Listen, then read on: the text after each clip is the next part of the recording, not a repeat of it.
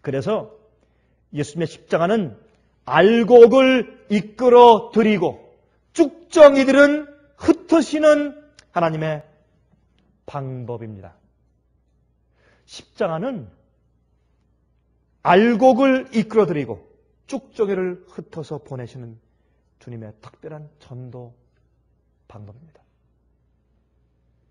여러분, 십자가를 교회 앞에 다 그려놓고 십자가 앞에 십자가로 하지만 정말 십자가가 나를 예수님께 인도하는 의미가 무엇인지 아는 그리스도인들이 얼마나 적은지 모르겠습니다.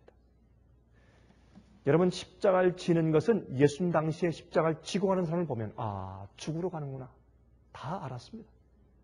십자가를 지고 따라가는 것은 우리가 내 속에 있는 모든 것을 내 소유를 주 앞에 전부 드리고 가는 것입니다. 소유를 드린다 그러니까 꼭 돈을 바치는 것으로만 생각하는 사람들이 참 많이 있어요. 그것은 돈을 바치는 것은 예수님께 우리가 바치는 가운데 100분의 1밖에 안 돼요. 그보다 더 중요한 것은 우리 마음입니다. 매일의 선택이에요. 매일의 선택. 지금은 주님을 따르고 다 바치겠다고 말했지만 내일은 내일 주님께서 우리 마음 가운데 죄를 보여주실 때 그걸 버리지 않는단 말입니다. 또 우상을 보여줄 때 버리지 않는단 말입니다. 세속에 대한 욕심을 보여줄 때 굴복하지 않아요. 어떤 때는 잘 되는 직장을 주님의 십자가보다 더 선호합니다.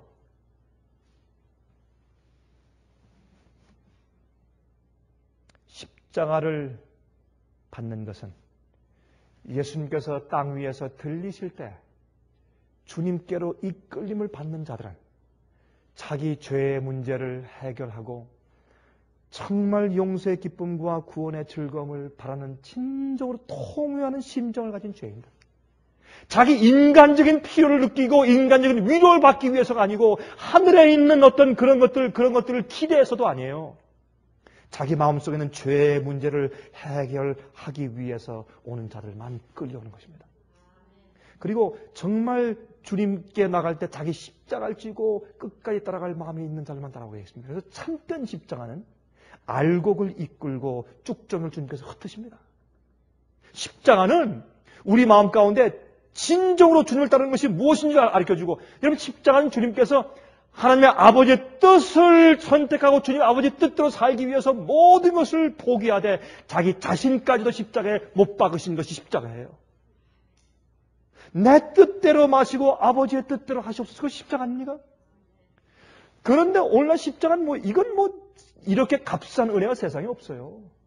십자가는 어떻게 슬픈 마음을 동조하는 표현이 되어버렸고, 십자가는 그저 대중들을 무조건 구원하는 그런 이상한 십자가로 탈바꿈하고 말았습니다. 그러나 아닙니다.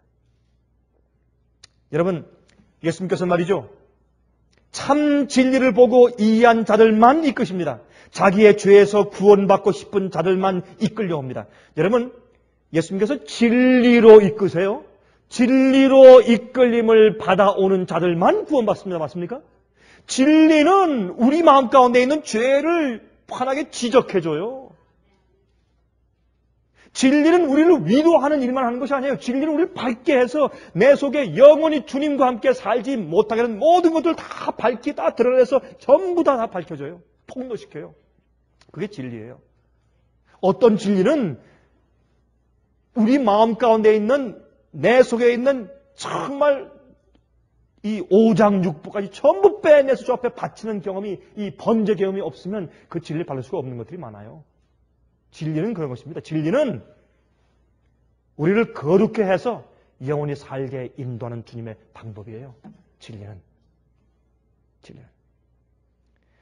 그래서 예수님께서 말구유에 탄생했습니다. 무엇입니까? 사람들이 어떻게 저 말구유에서, 어떻게 나사렛에서 그렇게 인가지로 볼 때 너무나 도무지 있을 수 없는 형편없는 그런 가죽으로 쌌어요. 진리를 그 가운데 두셨어요. 그런 거친 돌을 넘어지면서 일어나 또 오고 넘어지고 또 오고 또 오고 끝까지 와서 그런 것 보지 않고 정말 마음속에 진리를 사모하기 때문에, 죄에서부터의 구원을 사모하기 때문에, 죄의 노예가 너무 싫어서, 죄에 종된 것 싫어서 해방하고 싶은 진정한 심정으로 나와서 거치는 돌들을 지나서 와서 진리를 붙잡는 자들만 십자가 앞에 이끌려오는 것입니다. 진리로 이끌림 받아오는 사람들. 인간적인 매력을 가지고 이끌지 않으세요. 하나님께서 말이죠. 하늘의 새 예루살렘을 말씀만 하시지 안 보여주세요. 천사도 한 명 안 보여요, 눈에. 전 가끔 제가 과거에 그런 생각한 적이 있습니다. 아유, 나도 저 빌립이나 베드로처럼 바울처럼 천사를 한 번만 만나서 한 10분만 대화할 수 있다면 내 믿음이 얼마나 좋아질까. 주님께서 말이죠. 우리에게 천사 한 명도 안 보이시고 천사 날개 깃들 하나도 우리에게 안 보여주세요. 하나도. 하늘의 생명장도 안 보여주시고 우리에게 아무것도 안 보여주세요. 인간적인 매력을 가지고 우리를 이끄시지 않으세요. 교회 오면 또 우리 여기에서 메가 처치, 메가 페스트 너희들이 필요한 어떤 것을 준다 이거 아니에요. 주님은 매정하세요. 어떤 데 볼 때. 왜? 그렇게 해야 마음속에는 진정한 그들의 삶을 주님께서 아시니까. 그들이 무엇이 그들로 하여금 주님을 따르게 했는지 그걸 아시잖아요. 예수님께서 많은 군중이 따르실 때 돌이켜서 하신 말씀이 너희가 왜 나를 따라오느냐. Why? 그 이유가 어디 있느냐. 그렇게 말씀하셨어요. 좋은 것들을 보여주심으로 우리를 이끌지 않습니다. 그래서 하늘을 감추어 두셨어요. 에덴 동산을 보여주지 않습니다. 또한 두렵게 하거나 무섭게 해서 압박을 주어서 우리를 이끌지도 않으세요. 연옥, 지옥, 불타는 거 영혼이 이렇게 해서 우리를 위협을 해서 우리를 이끄시지 않습니다.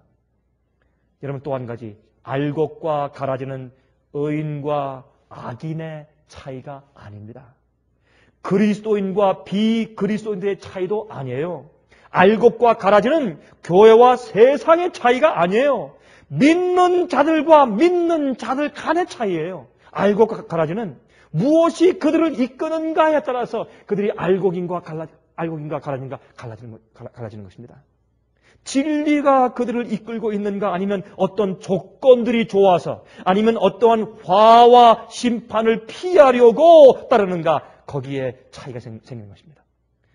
그래서 그런 것들이 우리 속에서 이 폭로되게 하기 위해서 주님께서 핍박을 주시고 위기를 주시고 시련들을 주시고 슬픔들을 허락하시는 것입니다. 그래도 나를 따라오겠니? 이래도. 너희가 나를 따르는 이유가 어디 있느냐?